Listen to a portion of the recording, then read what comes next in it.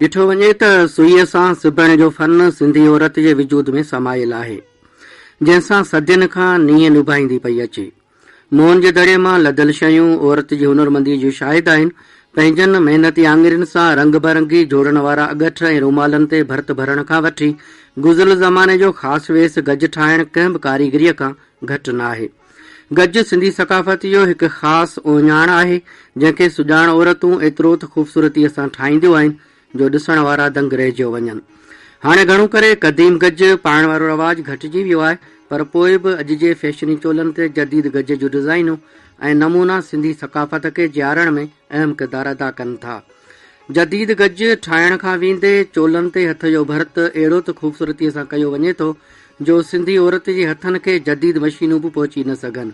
जदीद ज़माने जे जदीद मशीन जे भर्त खां बि सिंध जे औरत जे हथनि जी महिनत चंड जे रोशनीअ वांगुरु ज़ाहिर थी पवे थी।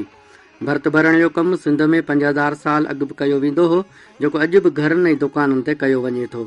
पर अफ़सोस इहो आहे जो औरतुनि जे हथ जे हुनरीअ जी एतिरी हिमत अफ़ज़ाई नथी कई वञे जेतिरी करणु घुर्जे।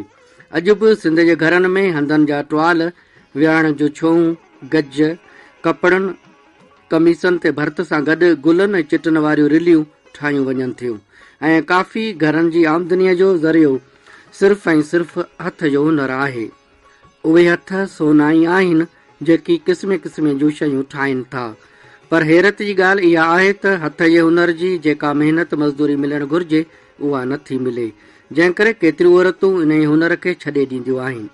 हुकूमती इदारनि, गैर सरकारी इदारनि ऐं असां सभिनी ते इहा ज़िमेवारी आइद थी थिए त हथ जे हुनर खे हथी वठराइण लाइ अहिड़ा मर्कज़ क़ाइमु करे न सिर्फ़ शयूं ख़रीद कयूं वञनि, पर मार्केट लेवल जूं शयूं तयारु करण जे लाइ ॼाण पिणु फ़राहम कई वञे। इन्हीअ सां न रुॻो रोज़गार में इज़ाफ़ो थींदो, पर असांजी सकाफ़त बि उजागर थींदी।